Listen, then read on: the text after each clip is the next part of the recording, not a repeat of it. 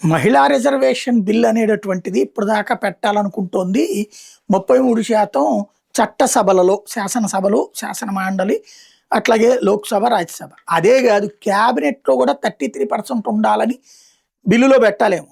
ఎందుకు అంటే ఆ మధ్యన కేసీఆర్ తన క్యాబినెట్లో దాంట్లో ఎమ్మెల్యేలుగా మహిళలు గెలిచారు. తన తొలిసారి క్యాబినెట్లో 2014లో మహిళలే లేరు.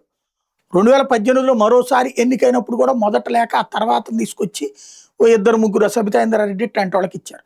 అదేంటో మహిళల్ని అసలు ఏది మంత్రులుగా పనికిరారు అనేటటువంటి ఫీలింగ్.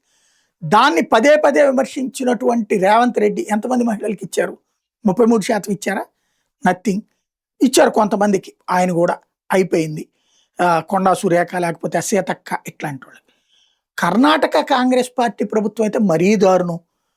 మంత్రివర్గంలో 33 మంది, సిద్ధరామయ్య 34 అయితే ఈయన 33 మంది తీసుకున్నారు. డీకే శివకుమార్ ముందు ఒక మహిళా నాయకురాలకి ఏదో పదవి ఇస్తున్నారని చెప్పారు, మంత్రి పదవిలోకి తీసుకుంటున్నట్టు చెప్పారు. చివరిలో ఆమెను తీసేసి మళ్ళీ ఇంకో మాజీ సీనియర్ నాయకుడిని తెచ్చిపెట్టారు. ఫైనల్గా ఒక్క మహిళ లేని క్యాబినెట్. కర్ణాటక మళ్ళీ ఎలైట్ సెక్షన్, ఎడ్యుకేటెడ్ సెక్షన్ ఎక్కువ ఉన్నటువంటి రాష్ట్రం. అక్కడ మహిళ అనేటటువంటి వాళ్ళు మంత్రిగా పనికిరారని తేల్చినటువంటి కాంగ్రెస్ పార్టీ కోసం మన ఆంధ్రప్రదేశ్లో కూడా కొంతమంది మహిళలు పాపం సోషల్ మీడియాలో పోరాటాలు చేస్తుంటారు.